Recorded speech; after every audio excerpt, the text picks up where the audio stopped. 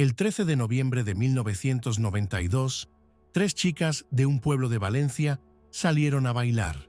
Nunca llegaron a la discoteca, pero lo que encontraron meses después no solo destruyó a sus familias, destrozó la fe de un país entero en su sistema judicial. Este es el caso que dividió España en dos, el que abrió heridas que todavía no han cicatrizado y el que 30 años después sigue sin tener todas las respuestas. Alcácer, un municipio de apenas 7.000 habitantes a 20 kilómetros de Valencia. En 1992, el mundo está cambiando. España acaba de vivir las Olimpiadas de Barcelona y la Expo de Sevilla. Todo parece optimismo, modernidad, progreso. Pero en este pueblo, el tiempo parece detenido. Los vecinos se conocen. Las puertas se dejan abiertas. Los padres no tienen miedo de que sus hijos salgan por la noche. Míriam García tiene 14 años. Toñi Gómez, 15.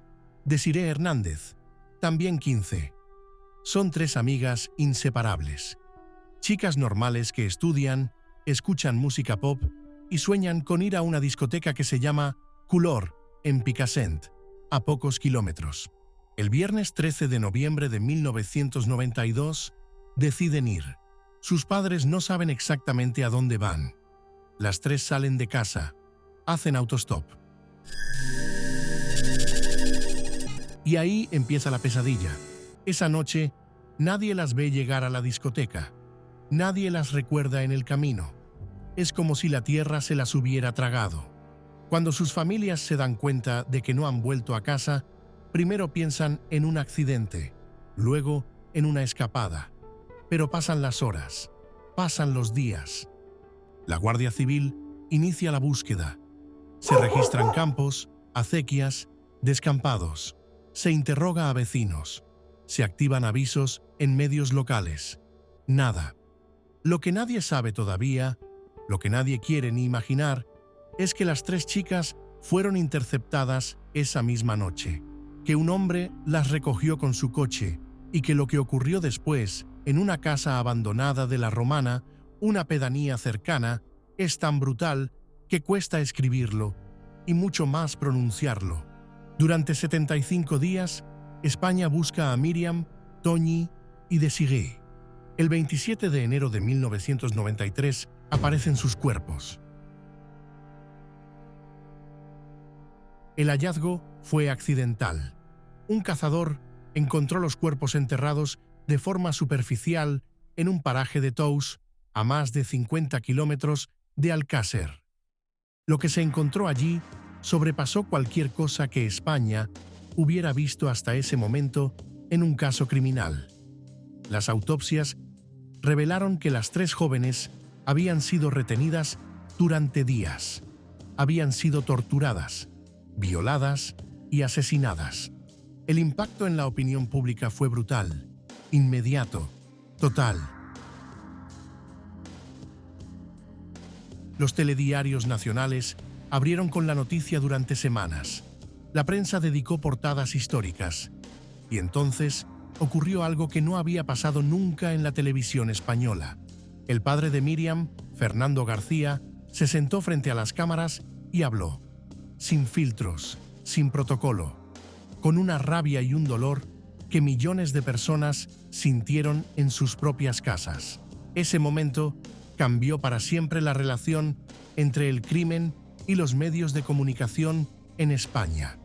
Dos hombres fueron detenidos rápidamente, Antonio Anglés y Miguel Ricard. Ricard era un joven con antecedentes, vecino de la zona.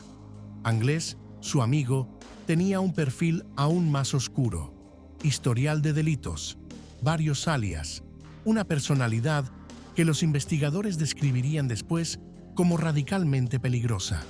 Pero aquí empieza la primera gran fractura del caso. Miguel Ricard fue detenido, juzgado y condenado en 1997 a 170 años de prisión, la pena más alta de la historia de España hasta ese momento. pero fue excarcelado en 2013 por la doctrina Parot, una resolución del Tribunal Europeo de Derechos Humanos que obligó a revisar las condenas. Salió después de cumplir solo 21 años. Cuando salió, los padres de las víctimas estaban en la puerta de la cárcel, no para perdonarle, para fotografiar su cara y distribuirla. Y Antonio Anglès nunca fue detenido. Esta es la parte del caso que más cuesta creer. El principal sospechoso, el hombre al que los investigadores consideraban el líder y el más peligroso de los dos, desapareció antes de ser arrestado. Y pese a que se emitieron órdenes de búsqueda internacionales, pese a que Interpol lo incluyó en sus listas, pese a que su foto dio la vuelta al mundo, nunca fue encontrado. Durante años se barajaron teorías: que había muerto, que había escapado a Irlanda en un barco, que vivía bajo una identidad falsa en algún país de América Latina, que tenía protección de alguien poderoso. Esta última teoría fue la que más caló, y es la que generó la mayor controversia del caso. En 1995, Fernando García, el padre de Míriam, apareció en el programa de Nieves Herrero en Antena 3 y lanzó una acusación que sacudió los cimientos del sistema. Afirmó tener pruebas de que en el crimen habían participado personas poderosas, que el caso tenía ramificaciones que llegaban hasta lugares que nadie quería mirar. Esa noche, la audiencia fue histórica. Millones de españoles vieron a un padre destrozado señalar a las instituciones. La emisión fue interrumpida. El debate fue mayúsculo. ¿Era verdad? ¿Era el dolor de un hombre roto buscando respuestas donde no las había? Ese debate nunca se cerró. El caso Alcácer también es el nacimiento de algo que en España antes no existía: el true crime televisivo. Nieves Herrero dedicó varios programas en directo al caso, pero la emisión más polémica fue la que se realizó el mismo día del entierro de las 3 chicas. Las cámaras enfocaron los ataúdes, los rostros de las familias, el llanto de los compañeros de clase. La audiencia fue récord, y la indignación también. Muchos periodistas y académicos señalan ese momento como el punto de inflexión en el que la televisión española cruzó una línea: el espectáculo del dolor, el consumo del sufrimiento ajeno como entretenimiento. ¿Tenían razón los medios al cubrir el caso con tanta intensidad? ¿O el morbo eclipsó la búsqueda real de justicia? Es una pregunta que todavía hoy, en la era de los podcasts de True Crime y los documentales de Netflix, sigue siendo pertinente. 30 años después, hay preguntas que permanecen sin respuesta oficial. ¿Cómo pudo escapar Anglès, un hombre sin recursos, sin pasaporte y con todos los cuerpos policiales buscándolo? ¿Quién le ayudó? ¿Por qué ciertas líneas de investigación fueron aparentemente cerradas antes de agotarse? En 2019, la Guardia Civil anunció que tenía nuevas pistas sobre el paradero de Anglès. Fuentes apuntaban a que podría haber muerto en Brasil. Sin embargo, sin un cuerpo, sin confirmación genética, nada es oficial. Mientras tanto, los padres de las víctimas, algunos de ellos ya fallecidos, dedicaron décadas de su vida a exigir respuestas. Fernando García se convirtió en activista, fundó asociaciones, dio conferencias, escribió libros. Nunca paró. Porque para las familias de Míriam, Toñi y Desirée, el caso no se cerró el día de la sentencia. El caso no se cierra hasta que aparezca Anglès. Y Anglès no ha aparecido. ¿Qué nos enseña el caso Alcácer? Nos enseña que la justicia tiene grietas, que el sistema puede fallar en la búsqueda, en la condena, en la fuga de un culpable. Nos enseña que el dolor de las víctimas puede ser convertido en espectáculo si no hay límites éticos en los medios.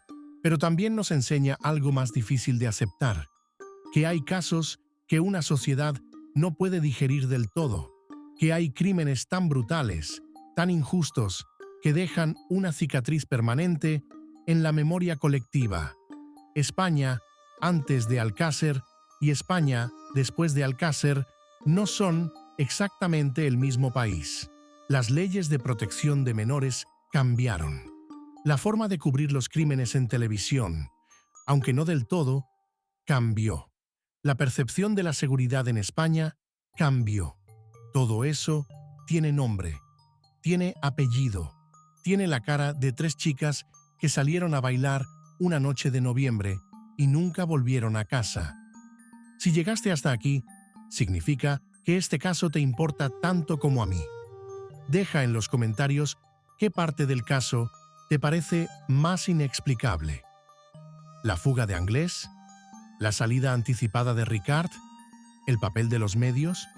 Si no estás suscrito, este es el momento. Cada semana traigo un caso que merece ser contado con rigor, sin sensacionalismo, pero sin esquivar la verdad. Y si conoces a alguien que debería ver este vídeo, ya sabes,